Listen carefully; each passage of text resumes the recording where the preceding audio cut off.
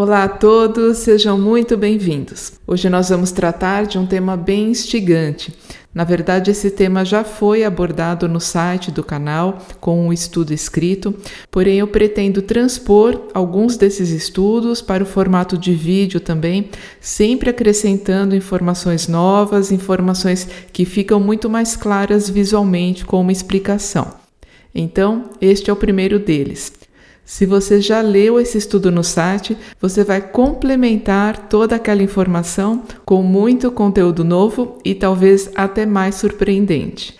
E esse estudo de hoje é praticamente todo nos níveis mais profundos. Nós vamos entrar diretamente nesse ponto, fazendo uma abordagem só no nível Sod, aquele nível mais profundo, onde as pérolas não estão à vista. Elas precisam ser caçadas diligentemente no fundo desse grande oceano. E nós vamos fazer isso e trazer à tona muitas maravilhas dessa grande palavra, Torá, que além de ser uma palavra, é também o número transcendente. Vamos compreender então como isso se revela. Vamos começar falando um pouco sobre a raiz da palavra. O termo Torá é normalmente traduzido por lei, apesar de esta realmente não ser a melhor tradução. Ele corresponde de uma maneira geral aos 5 primeiros livros da Escritura. Muitas vezes na literatura judaica, o termo Torá é utilizado para se referir ao Tanar por inteiro, a toda a antiga aliança, porque de fato ele é uma Torá. Nós já vamos compreender o sentido disso. A palavra Torá vem do verbo iará, que significa lançar, atirar uma flecha, por exemplo, apontar, ensinar, direcionar ou instruir. Em todos esses significados, nós vemos um único conceito, que é atingir o alvo, atingir um objetivo. Todas essas ações, quando você lança alguma coisa, quando você atira uma pedra, uma flecha, quando você aponta, ou mesmo quando você ensina alguém, o conceito é sempre esse: atingir o alvo, aquilo que foi estabelecido. E no contexto das Escrituras, esse conceito de atingir o alvo significa naturalmente atingir a vida eterna. Esse é o objetivo de todo ser humano que conhece as Escrituras e busca viver por elas. Tendo em vista esses conceitos, a melhor tradução para a Torá seria instrução, ensino, direção. Essa é uma tradução bem mais adequada do que simplesmente lei, que inclusive nos dá uma visão muito restrita a respeito do que é a Torá. E por esse mesmo motivo, o termo Torá também é utilizado para se referir à Escritura por inteiro. Não apenas esses 5 primeiros livros, mas toda a parte dos profetas e dos escritos. E aí, todos nós que também temos a Brit Hadashah, a nova aliança, como um livro inspirado, como uma direção de vida, nós também podemos chamá-la por Torá. Afinal, a Brit Hadashah é a instrução que veio do nosso maior mestre. Então, toda a Escritura realmente é instrução, ela é ensino e direção para todos nós. Toda ela é Torá. E a Torá é um manual de vida, de conduta para o ser humano perante o seu Criador e perante o próximo também. E essas duas instâncias, a nossa relação com o Criador e a relação com o próximo, são as duas grandes bases da Torá. Yeshua, inclusive, faz um resumo perfeito dela: amor ao Criador e amor ao próximo. Essa é a base da Torá, a base de instrução para todo ser humano. E essa instrução que a Torá nos proporciona, ela é naturalmente calcada em leis, pois nenhum reino subsiste sem ordem. Assim, a Torá pode ser entendida como o regulamento do reino de Adonai. O reino de Adonai, muito mais do que qualquer outro, ele vive através de uma ordem perfeita. Todos os detalhes desse grande universo que Adonai criou têm fundamento, tudo tem uma ordem mais do que precisa. E ele nos deu a Torá como um ensino, como uma direção de vida para todos nós. A tradição judaica traz também algumas informações muito interessantes a respeito da Torá. Citando aqui o Midrash Rabbah, que é um desses escritos, lemos que a Torá é a planta baixa da criação. Podemos extrair desse texto que a Torá, a instrução de Adonai, é utilizada como a base, a guia para a criação de todas as coisas.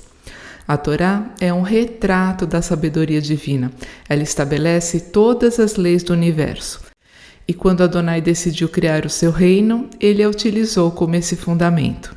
Assim como um engenheiro precisa consultar a planta baixa para construir qualquer edificação, Adonai consultou e utilizou a sua própria sabedoria, a sua Torá, como fundamento de todas as coisas.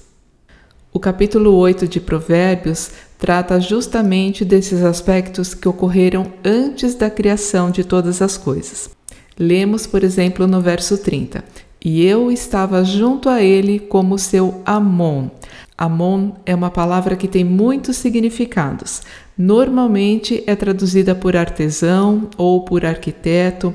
Ela também tem o sentido de ser aquela pessoa que nutre, como uma babá, um ajudante.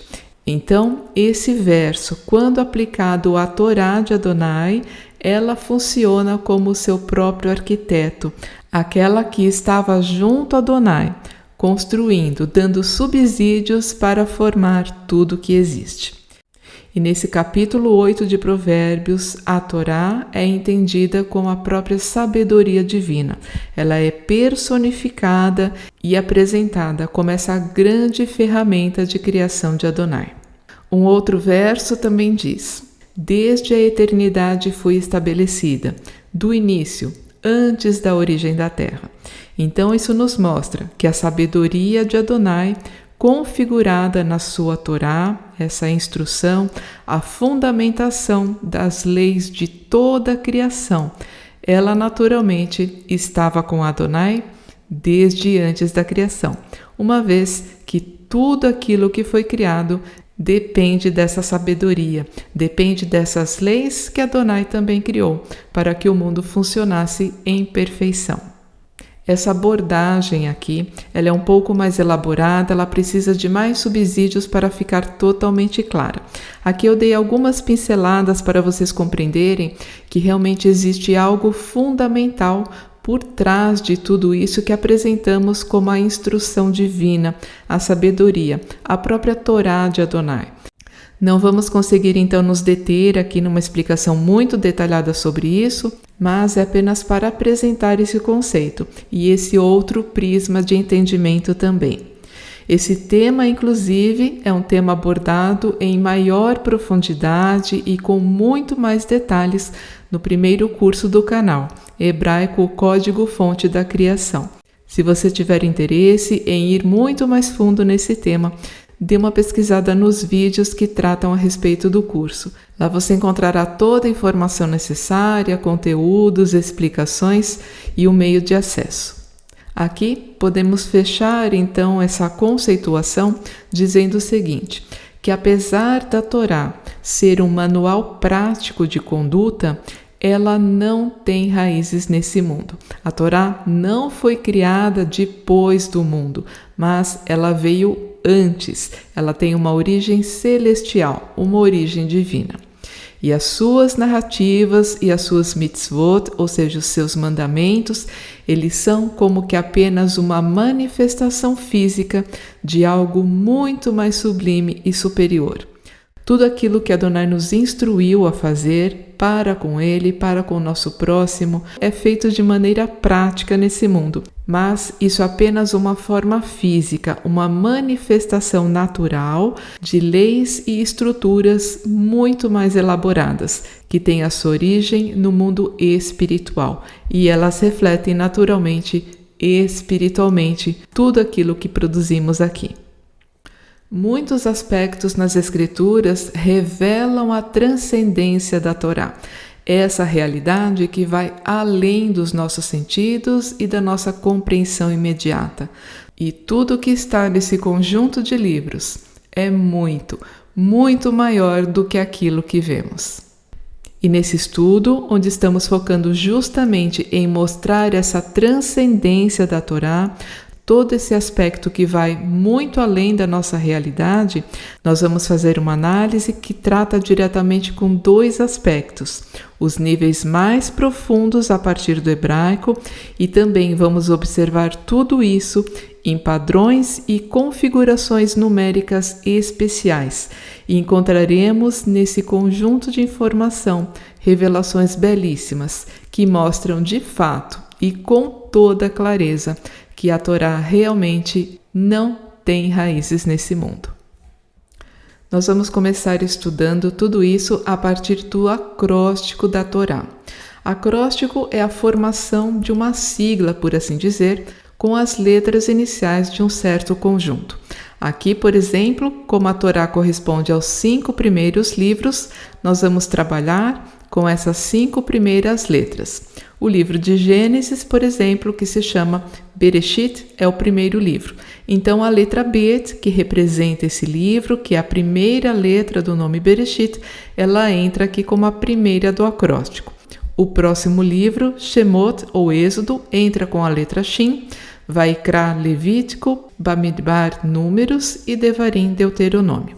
Então aqui nós temos uma configuração do acróstico que representa a Torá, a primeira letra de cada um dos seus 5 livros.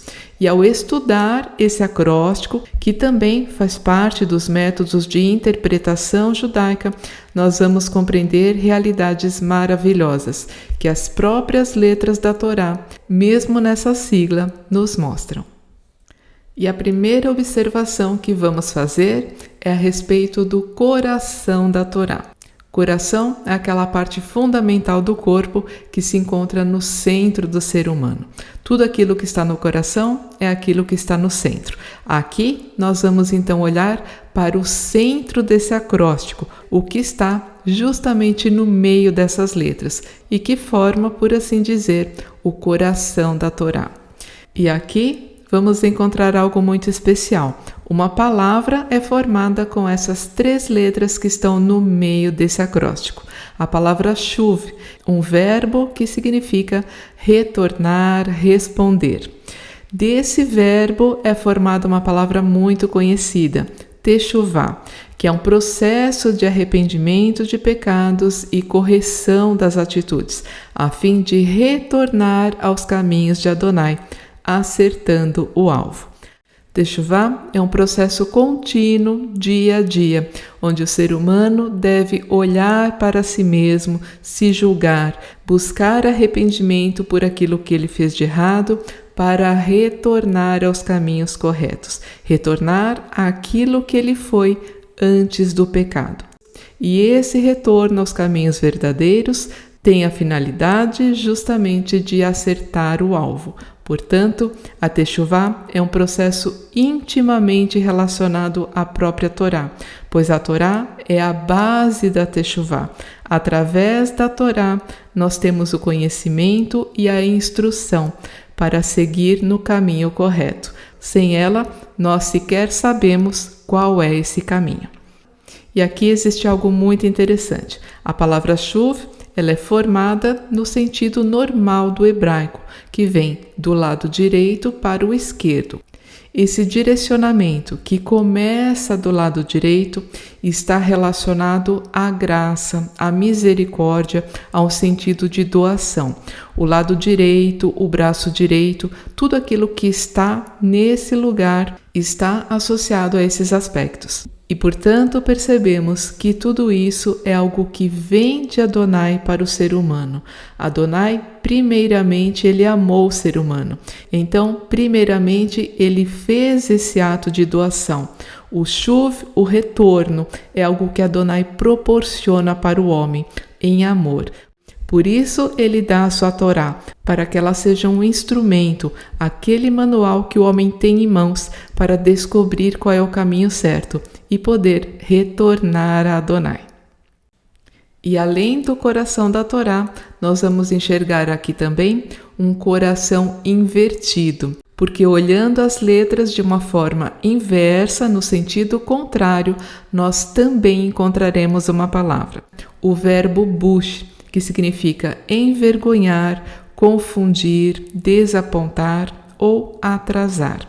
Sendo o sentido contrário do coração da Torá, nós compreendemos então que ele representa as consequências de não se seguir o caminho correto, o caminho do chuv, do retorno, que vem justamente do lado oposto, da direita para a esquerda, e é cheio de graça e de misericórdia de Adonai. Então, o ponto de partida da palavra bush é o lado esquerdo, é a direção contrária do hebraico. E o lado esquerdo está associado ao julgamento, à restrição, à severidade, a tudo aquilo que faz oposição ao lado direito.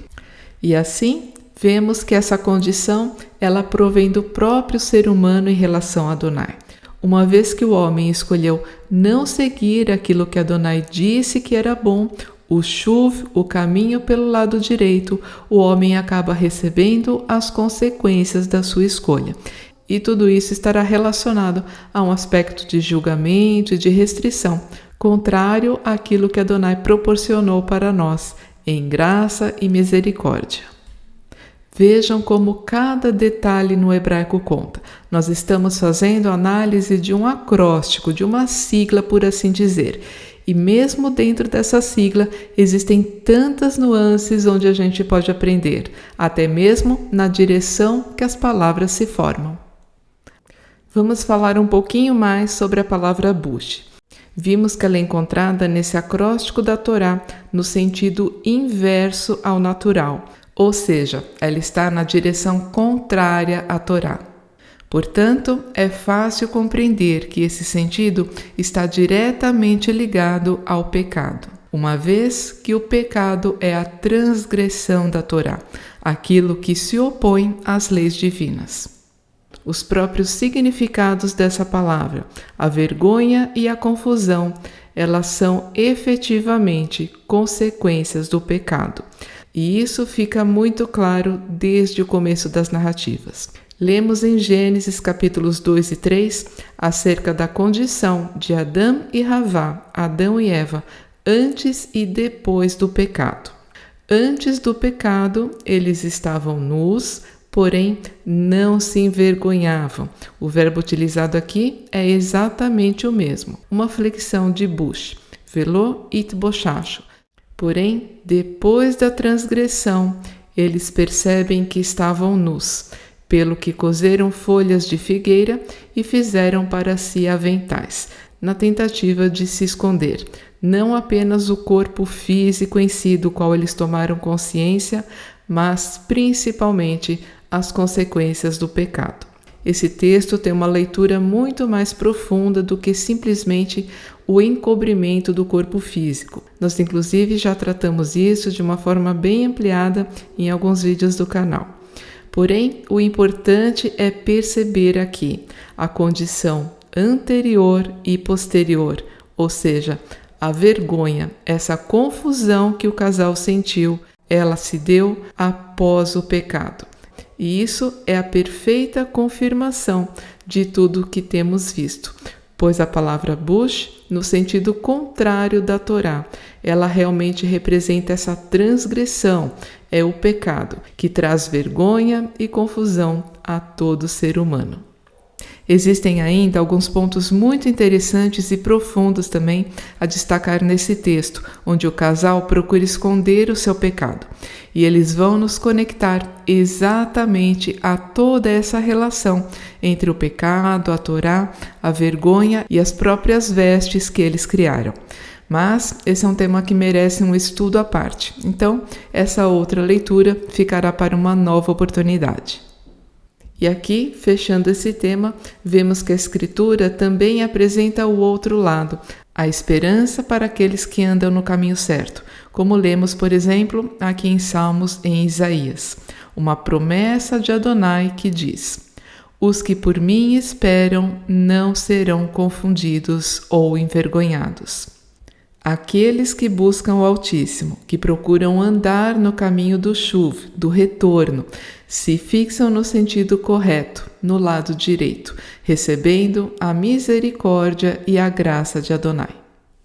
Continuando nossa análise, agora nós vamos enxergar palavras dentro de palavras. Vamos utilizar ainda esse acróstico e enxergar que palavras existem dentro dele, não necessariamente seguindo uma ordem como vimos anteriormente, mas letras que estão embutidas ali e que nos revelam algo mais também. E aqui uma outra palavra que se destaca é dush, essa formada por essas 3 letras em rosa. É um verbo que ainda é utilizado na escritura com a pronúncia dosh ou dish, trocando aí o vav central pela letra yud. E ele significa debulhar, pisotear, trilhar ou malhar. Quando esse verbo é utilizado no seu sentido literal, ele ocorre sempre num sentido positivo na escritura, que é aquele associado ao cultivo ou à colheita, ou seja, quando ele envolve todos esses processos para a produção de alimento. Porém, esse verbo também é utilizado com um sentido metafórico na escritura. E aí ele acaba por ser apenas no sentido negativo. E nós vamos encontrar sempre um julgamento sobre as nações que afligiram Israel. Vamos abordar alguns deles na sequência. Vamos agora olhar esse verbo um pouco mais a fundo e também aplicar todos os seus significados à própria Torá. Vamos analisar qual ensino está contido tanto no uso positivo desse verbo quanto no seu sentido negativo. Quando olhamos para o lado positivo do verbo dush, aplicando-o à Torá, podemos compreendê-la como esse grande campo cultivado, cheio de grãos, de nutrição, pronto para ser colhido. Precisaremos, então, pegar cada raminho de trigo, fazer a sua debulha, abrir e esmiuçar cada um deles, buscar em cada grão, em cada palavra, o alimento. Um estudo superficial e sem compromisso não é capaz de fornecer toda a riqueza nutricional da Torá para a nossa vida. Ela é, de fato, um campo cheio de nutrição, mas se a gente apenas passear por esse campo, olhar a sua beleza, sem de fato entrar nele e debulhar cada raminho, cada grão, nós não vamos encontrar tudo o que ela pode oferecer. Vejam agora como esse verso de Salmos ele consegue unir todos esses sentidos, ligando ainda com aquela questão de se envergonhar. Tu ordenaste os teus preceitos para que fossem diligentemente observados. Então, não ficarei confundido ou envergonhado, atentando para todos os teus mandamentos. Quando buscamos esse caminho de forma diligente, ou seja, debulhando a Torá e buscando praticar tudo aquilo que ela nos ensina, nós não erraremos, não ficaremos confundidos ou envergonhados. E por outro lado, nós também temos o uso negativo dessa palavra nas Escrituras, que tratam justamente do sentido oposto que falamos. Aqueles que pisam, trilham sobre a instrução do Altíssimo, estão fadados a também serem trilhados por ele.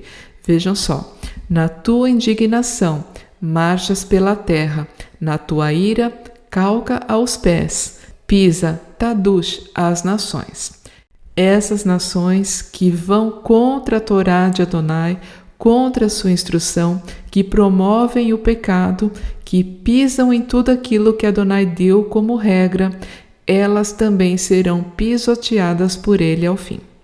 Porque descansará a mão de Adonai neste monte, mas Moabe será trilhado, Nadosh, no seu lugar, como se pisa a palha na água, que Hidush, da casa da esterqueira. Esses dois textos mostram o julgamento que virá sobre as nações que pisam sobre a instrução de Adonai, que desconsideram sua soberania e as suas leis. Vamos olhar ainda uma última palavra que se revela aqui dentro desse acróstico. A palavra devash, que significa mel. O mel por si mesmo e também uma referência a tudo aquilo que é doce, agradável, energético e promove cura. O mel tem todos esses atributos. E a própria Torá é também considerada como mel nas Escrituras, nesses exemplos aqui e em muitos outros também. Nós lemos, por exemplo, no Salmo 19, uma referência aos juízos de Adonai, uma parte dos seus mandamentos conhecidas por Mishpatim. Eles são mais desejáveis que o ouro e o ouro fino, e mais doces do que o mel e o que goteja dos favos. É assim que Davi via a Torá de Adonai. Então, podemos perceber que quando decidimos pelo caminho correto, quando respondemos sim ao Altíssimo, a sua instrução será a nossa luz, será fonte de alegria e shalom, o verdadeiro mel em nossas vidas. E com tudo isso que vimos, percebemos que em cada mínimo detalhe e em toda perspectiva que olhamos, de fato há ensino. E a própria Torá, que significa justamente instrução, nos oferece um banquete, mesmo quando estudamos apenas as letras iniciais dos seus livros. Todas essas palavras que vimos, elas revelam e norteiam com muita clareza o caminho de Adonai, o rumo que devemos traçar e seguir para atingir o alvo, que é esse justamente o significado da raiz da palavra Torá. E fazendo assim, seguimos as palavras daquele que é a Torá viva, nosso Mestre e Redentor Yeshua. E quando vivemos as suas palavras, estamos andando sobre o verdadeiro caminho. Afinal, ele é o caminho.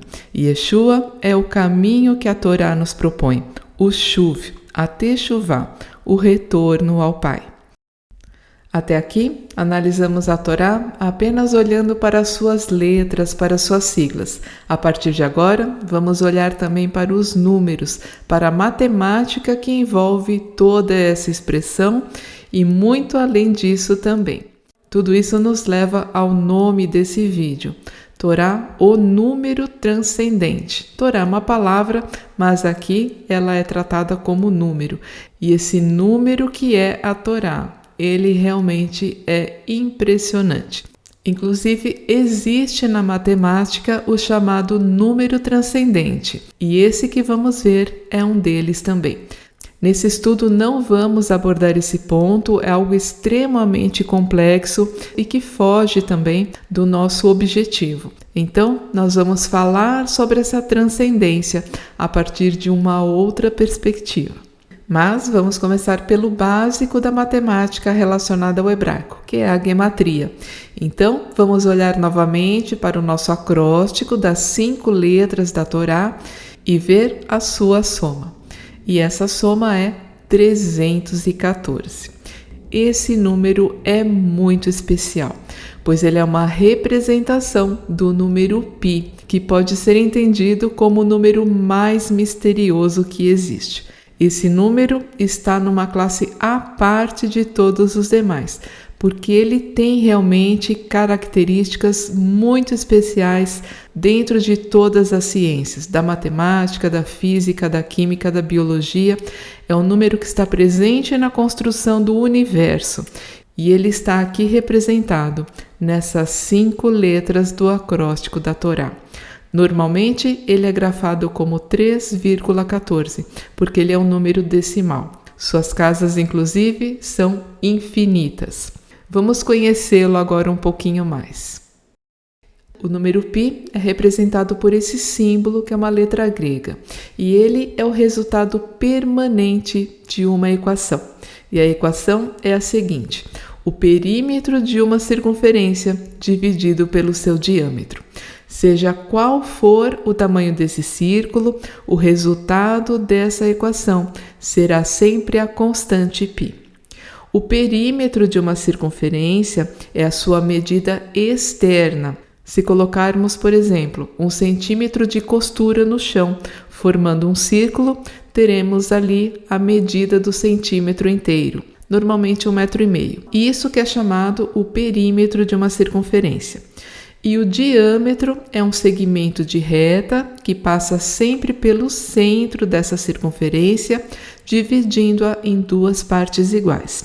Aqui vocês veem em amarelo, por exemplo, esse segmento ele pode estar em qualquer direção, horizontal, vertical, transversal.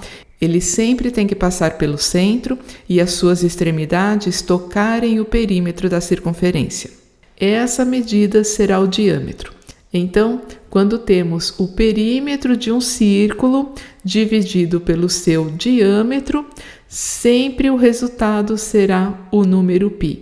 Para qualquer tamanho de circunferência, o resultado é o mesmo.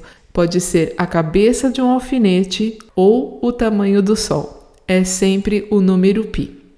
Um fato muito interessante também é que o π é um número infinito. É impossível descobrir todas as suas casas decimais, pois ele não termina nunca. A contagem mais recente que existe do número π atingiu os 105 trilhões de algarismos após a vírgula. Esse número foi alcançado em março desse ano, de 2024. A última contagem antes dessa, relatada para a imprensa, foi em 2022, e de 22 para 24, esse número foi aumentado em apenas 5 trilhões. Esse só entre aspas, né? 5 trilhões não é pouca coisa, mas foram necessários 2 anos inteiros para se atingir mais 5 trilhões de algarismos. Então hoje, esse é o número conhecido de casas decimais do π. Porém, o homem nunca conseguirá chegar ao seu fim, uma vez que ele é infinito. E uma coisa nós podemos dizer sobre o número π. Parece que Adonai gosta muito dele, pois ele está presente em muitos elementos da natureza. Tudo aquilo que é redondo, por exemplo, contém o número π. O π também está presente no nosso DNA, em flores, em vários padrões geométricos, sendo que ele é utilizado em dezenas de fórmulas químicas, físicas, matemáticas.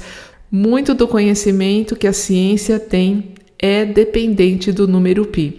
E aqui apenas alguns exemplos da sua utilização. Na engenharia elétrica, na estatística, por exemplo, para calcular a dinâmica de uma população, o seu crescimento, o desenvolvimento, até mesmo a taxa de morte, tudo isso é calculado tendo em vista equações com o número π.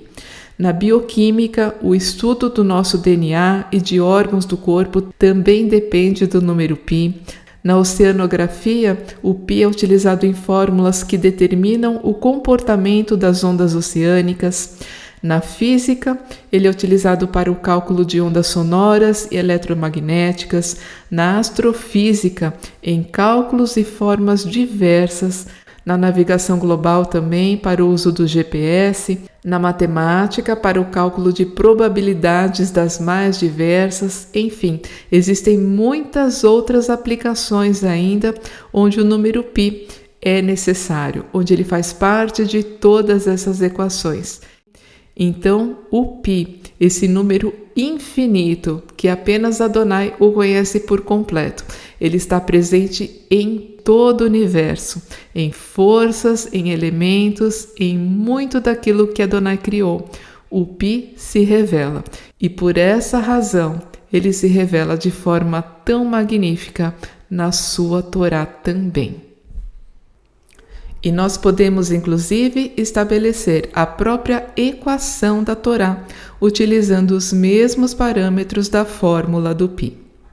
A Torá é a sabedoria de Adonai. E se pudéssemos representá-la por uma forma, talvez a mais adequada fosse um círculo, um formato perfeito, exato, onde todos os pontos das extremidades estão à mesma distância do centro. Uma forma que traduz a perfeição, sem começo e sem fim, e também uma aliança. A Torá é a aliança que o Criador fez com o ser humano.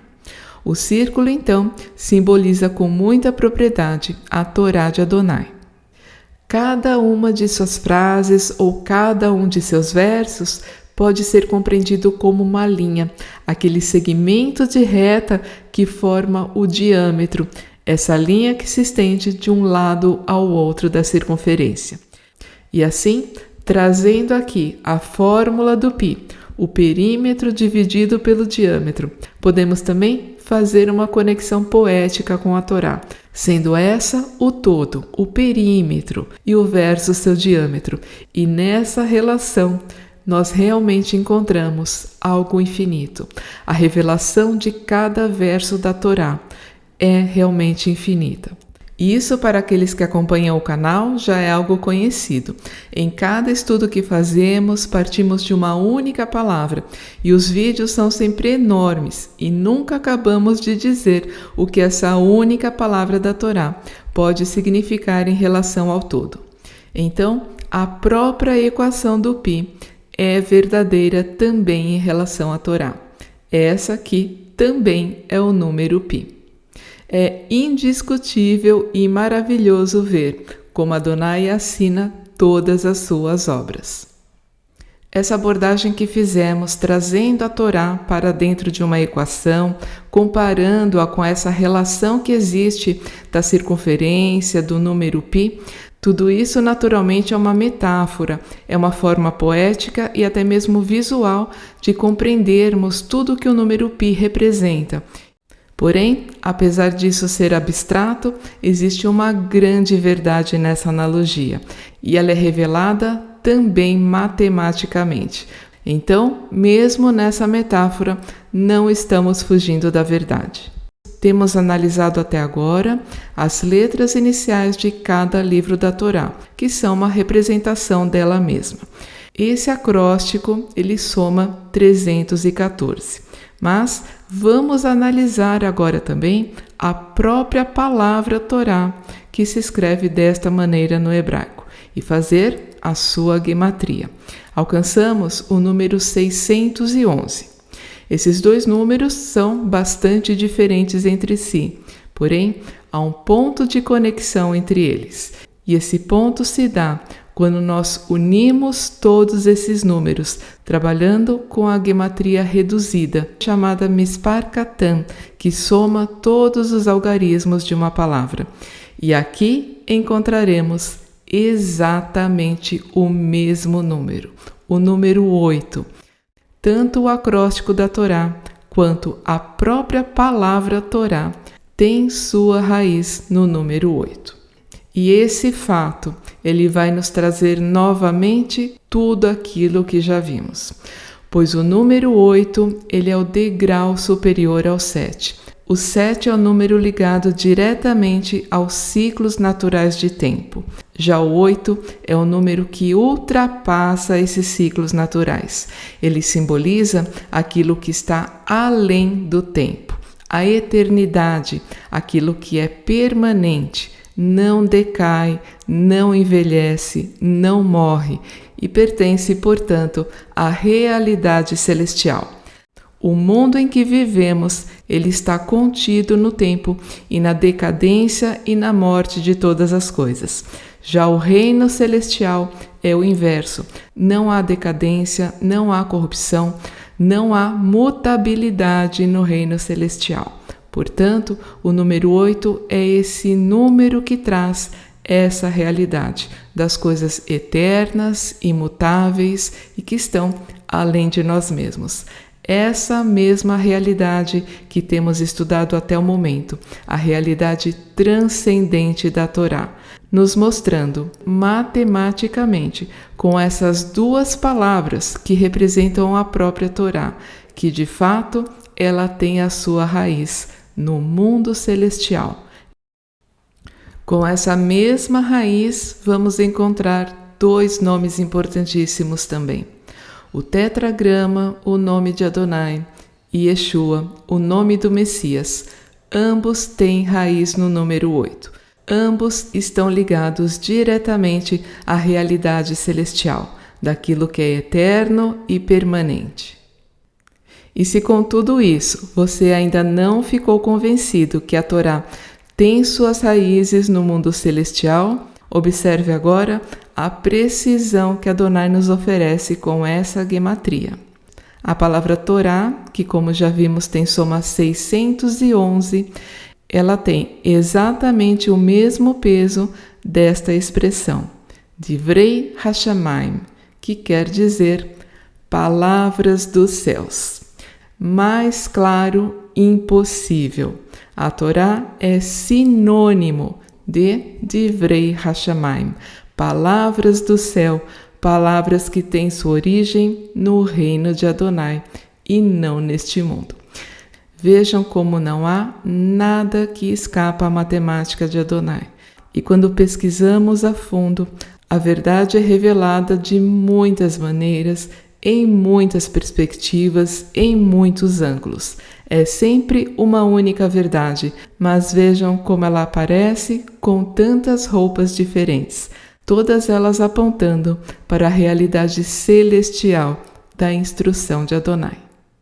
E para encerrar, eu quero trazer uma última gematria que é também muito significativa e nos dá um panorama muito claro, novamente, de tudo isso que temos observado. Esse número, 611, ele aparece em uma expressão que está em 2 Reis 11:8, que é lida como Hamelech betseto uveboó. Significa o rei na sua saída e na sua entrada. Como compreendemos esse paralelo? Primeiramente, o texto refere-se a um rei. Essa figura que habita o palácio real, ele está no momento de sair do palácio e de entrar no palácio. São dois momentos que refletem a vida completa do rei, uma vez que ele ou está dentro do palácio ou está fora. Então, essa frase reflete a permanência, a vida do rei a todo tempo. Como podemos, então, perceber esse paralelo entre a Torá e a vida do rei? Que também, em todo o tempo, o rei deve ter a Torá como presença contínua, como mestra dos seus atos, do início ao fim do seu governo. Isso tanto é verdadeiro que a Escritura nos mostra isso de forma claríssima. Lemos em Devarim, Deuteronômio 17, a condição de governo para os reis de Israel. Será também que, quando se assentar sobre o trono do seu reino, escreverá para si, num livro, uma cópia desta Torá, desta instrução, desta lei, do exemplar que está diante dos levitas sacerdotes. E o terá consigo, e nele lerá todos os dias da sua vida, para que aprenda a temer a Adonai seu Deus e a guardar todas as palavras desta Torá, e estes estatutos a fim de os cumprir, para que seu coração não se exalte sobre seus irmãos e não se aparte do mandamento, nem para a direita, nem para a esquerda, a fim de que prolongue os seus dias no seu reino, ele e seus filhos no meio de Israel. Este é o mandamento para os reis.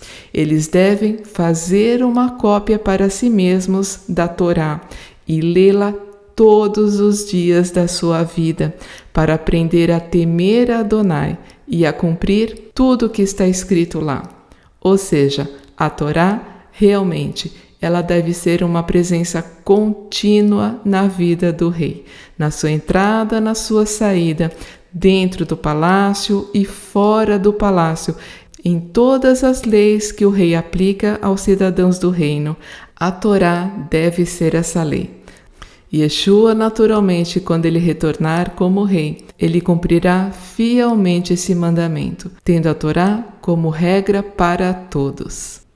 Além disso, também vemos que essa regra não é só para os reis de Israel, mas para todos os cidadãos do seu reino. Isso também está destacado no mesmo livro, Deuteronômio 28. Se ouvires atentamente a voz de Adonai, teu Deus, tendo cuidado de guardar todos os seus mandamentos que hoje eu te ordeno, Adonai, teu Deus, te exaltará sobre todas as nações da terra, e todas essas bênçãos virão sobre ti e te alcançarão, se ouvires a voz de Adonai, teu Deus. Bendito serás quando entrares, e bendito serás quando saíres. Vejam que esse texto, que traz a ordenança para todos os cidadãos do reino, apresenta também as mesmas palavras dessa gematria. Durante a entrada e a saída, ou seja, durante toda a vida dessa pessoa, ela será abençoada, se guardar e praticar a Torá de Adonai. A matemática dos céus é absolutamente precisa e verdadeira. E toda essa bela relação que encontramos da Torá com o rei, naturalmente ela deve ser aplicada ao maior rei de todos, pois a Torá é presença contínua junto ao rei do universo, a Adonai. No começo desse estudo, abordamos os textos de Provérbios 8, onde é dito: desde a eternidade fui estabelecida, do início, antes da origem da terra. E ainda, os escritos da tradição apontam a Torá como a planta baixa da criação.